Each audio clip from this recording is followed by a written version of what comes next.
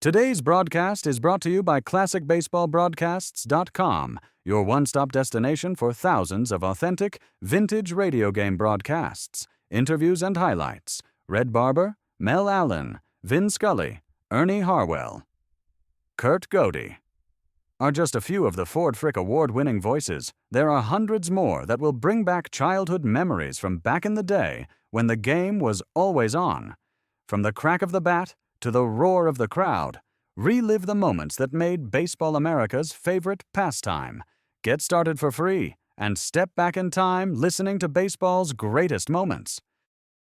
C-O-L-G-A-T-E, Colgate presents Bill Stern. With the Colgate Shave Cream Sports Newsreel. Bill Stern, the Colgate Shave Cream Man, is on the air. Bill Stern, the Colgate Shave Cream Man, with stories rare. Take his advice and you'll look keen. You'll get a shave that's smooth and clean. You'll be a Colgate brushless fan. Good evening, ladies and gentlemen. This is Bill Stern bringing you the 352nd edition of the Colgate Shave Cream Sports Newsreel, featuring strange and fantastic stories, some legends, others mere hearsay, but also interesting. We'd like to pass them along to you. Our guest tonight is the famous singing star of radio, Miss Joan Edwards. But first, Reel 1.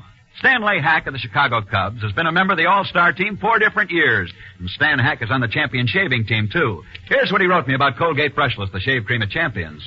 Dear Bill, I've got a tender skin and my face used to fight back after a shave. Not anymore, though. Colgate Brushless sure is a comfort to a skin like mine. And I like the way Colgate Brushless stays on the job, keeps active so my razor can breeze through to the finish without snagging. Signed, Stan Hack. Now, the title of that story should be Stan Hack Sees the Light. What I mean is Colgate Brushless Shave Cream is light and fluffy, not greasy or heavy. It's light and it's right, and it's made especially for you fellas with tough whiskers and tender skin. Being light and fluffy, Colgate Brushless is easy to spread. Since it isn't heavy or greasy, it lets your whiskers stand up so your razor can slice through, not glide over them. And Colgate Brushless Shave Cream keeps moist for a fast, clean, close shave with nary a snag or pull, no after irritation either. Look, men, try Colgate Brushless Shave Cream tomorrow. If it doesn't fill the bill, just send the top of the carton back to me. Bill Stern, care of Colgate, Jersey City, Zone 2, New Jersey. And I'll see that you get double your money back. Ask for the 9-ounce jumbo jar of Colgate Brushless, the shave cream of champions tonight. It's light and it's right. Reel 2. Portrait of August the 2nd.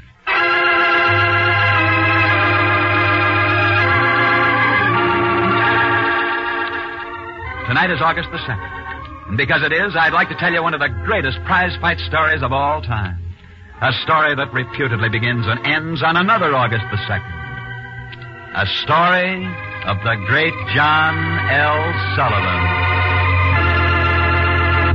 A story that should bring back a lot of memories.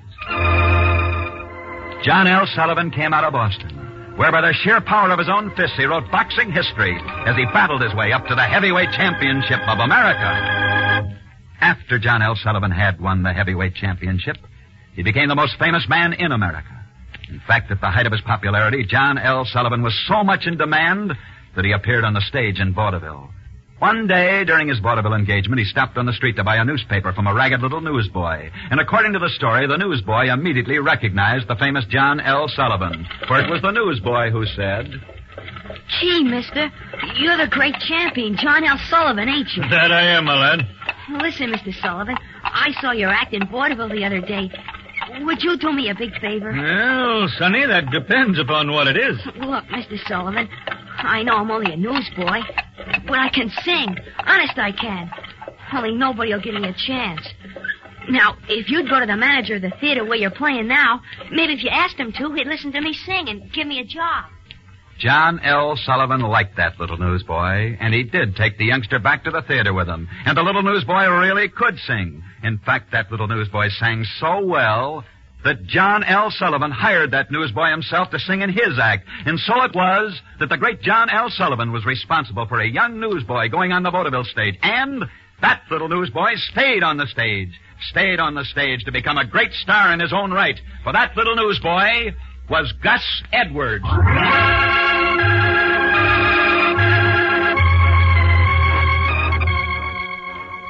Gus Edwards did become a really great star. The greatest star in vaudeville 30 years ago. But nobody can forget how John L. Sullivan had given him his chance. And Gus Edwards promised to repay that debt by giving other youngsters the same chance. It was Gus Edwards who found just such a youngster and gave him a chance. That youngster was named George Jessel. And it was Gus Edwards who found another unknown youngster named Eddie Cantor. And it was Gus Edwards who found still another unknown youngster named Walter Winchell. But Gus Edwards was only beginning, for it was he who found Ray Bolger, Hildegard, and Joan Edwards. In fact, of all the stars Gus Edwards discovered, I think he was proudest of Joan Edwards. You know her as the famous radio singing star, but Gus Edwards knew her as his own flesh and blood, for she was his niece. And she's in the studio right here with us now. Ladies and gentlemen, here is the famous singing star of radio, Miss Joan Edwards. Thank you, Bill. And thanks for the splendid tribute to my Uncle Gus.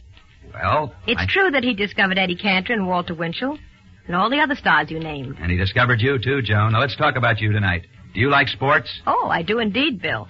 My favorite sports are ice skating, bicycling, and swimming. Seems to me I've seen pictures of you, Joan, in a bathing suit. Uh-oh. Were you not chosen a pin-up girl for New York University? Something like that. But let's get back to your story of my Uncle Gus Edwards. What do you mean, Joan? Is there more to the story? Oh, sure there is, Bill. And maybe I ought to finish the story. How do you mean, finish it? I mean, there's one thing you forgot.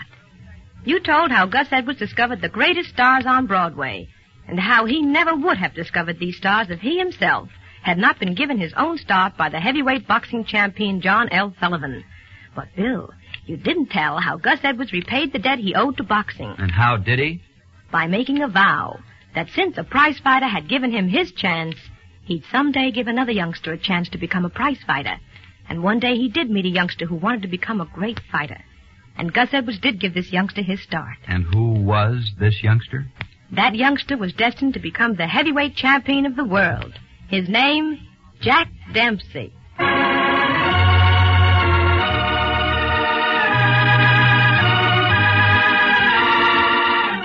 Thank you very much, Joan Edwards. And thanks so much for finishing the story of your uncle, Gus Edwards. Gus Edwards, who discovered the greatest stars on Broadway. George Jessel, Walter Winchell, Eddie Cantor, and a great prize fighter named Jack Dempsey.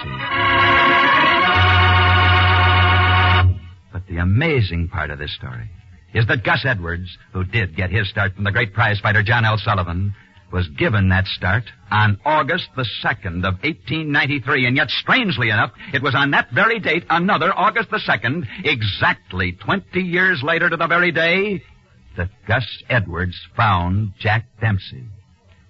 But speaking of August the 2nd and Jack Dempsey, and since tonight is August the 2nd, I think it's only fair that we go on and tell you how, according to the story, this particular date, August the 2nd, has affected the career of Jack Dempsey. For not only was he discovered on that date, but one of the strangest stories of his life happened on still another August the 2nd out in Shelby, Montana. Shelby, Montana, back in the 1920s, was a prosperous oil town. However, the citizens of Shelby wanted to see the name of their town on the front page of every newspaper in America. And so, these good citizens of Shelby decided that the quickest way of getting their name on the paper was to stage a heavyweight championship fight in Shelby, Montana. Jack Dempsey was the heavyweight champion then, and through his manager, Jack Kearns, he demanded $250,000 to meet the leading challenger, Tommy Gibbons, in Shelby. The town of Shelby readily agreed to put up the $250,000, giving little thought to where they'd get all that money. And so, Jack Dempsey agreed to defend his heavyweight championship in Shelby. That was back in 1923, and everything was going along fine until the night before the fight, when the citizens of Shelby, Montana suddenly realized that they could not raise the $250,000 that was due Jack Dempsey. A town meeting was called.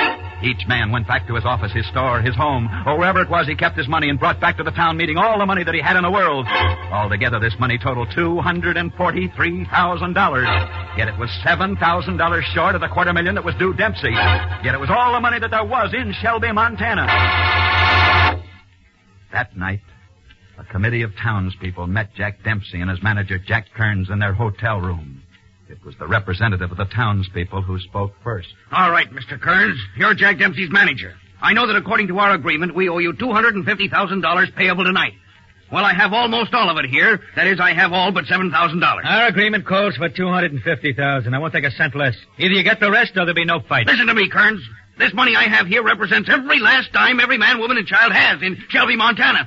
If that fight doesn't go on tomorrow, we're all ruined. Our one chance to get our money back is by the sale of tickets tomorrow. What's more, there's going to be trouble if you call this fight off. Don't threaten me. Get up the whole amount or no fight. I'm warning you, Kearns, there's got to be a fight tomorrow, or there's going to be a battle tonight, and I'm starting it.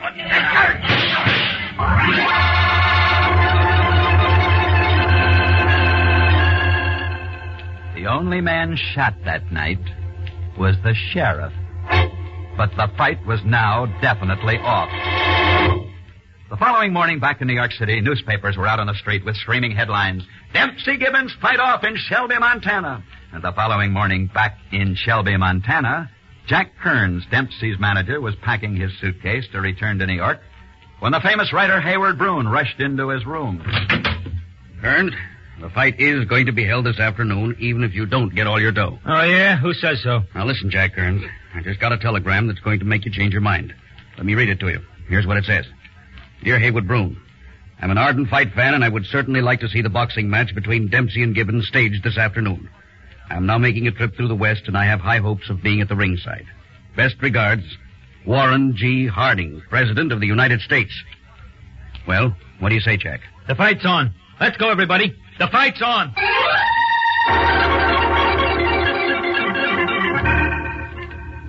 And the fight was on. It was held. But Warren G. Harding wasn't at the ringside. Instead, on the day of the fight, reputedly he wrote a strange prophecy.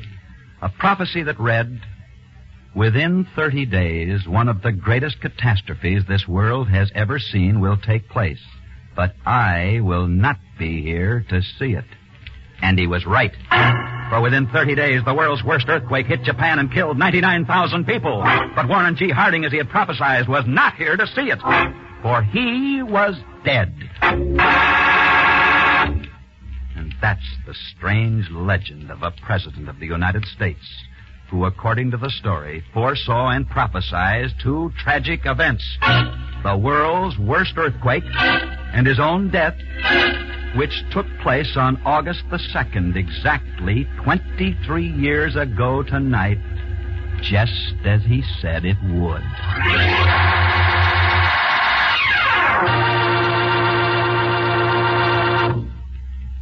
Profile of August the 2nd. Reel 3, Charles F. McCarthy. Men, have you seen the light yet? Meaning Colgate Brushless, the shaved cream that's light and fluffy, not heavy or greasy. It's made specially for you fellows with tough whiskers and tender skin. Being light and fluffy, Colgate Brushless is easy to spread, quick to work in. Unlike a heavy, greasy cream, it leaves your whiskers standing up for your razor to cut through, close and clean without a snag or pull. Then, too, being light and fluffy, not greasy or heavy, Colgate Brushless rinses off fast at the finish. Colgate Brushless, the shave cream of champions. It's light, and it's right. And now back to Bill Stern. That's the 3-0 mark for tonight. Next Friday night, ladies and gentlemen, we'll be back same time, same stations, with another edition of the Colgate Shave Cream Sports Newsreel. Our guest next Friday evening will be one of the greatest stars in the theatrical world, the famous singing star, Miss Dinah Shore. So be sure and be with us next Friday night, same time, same stations, when we greet you with our special guest, the singing star of stage, screen, and radio, Dinah Shore. See you then. And until then, I'll be seeing you on the screen, in the News of the Day newsreel, at your favorite Lowe's or Associated Theaters. Until next Friday night when we greet you with Dinah Shore at this very same time, this is Bill Stern for Colgate Shave Cream wishing you all a good night.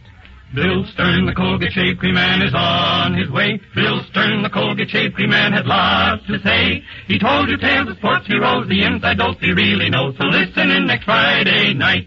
Colgate. Ladies, it takes fat to make soap. Our only source of fats now is your kitchen.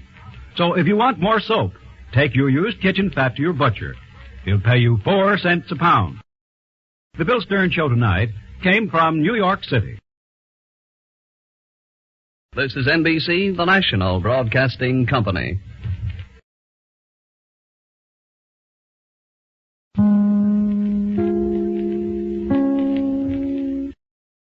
Today's broadcast is brought to you by ClassicBaseballBroadcasts.com, your one-stop destination for thousands of authentic, vintage radio game broadcasts, interviews and highlights. Red Barber, Mel Allen, Vin Scully, Ernie Harwell, Kurt Godey. are just a few of the Ford Frick award-winning voices. There are hundreds more that will bring back childhood memories from back in the day when the game was always on. From the crack of the bat to the roar of the crowd, relive the moments that made Baseball America's favorite pastime. Get started for free and step back in time listening to baseball's greatest moments.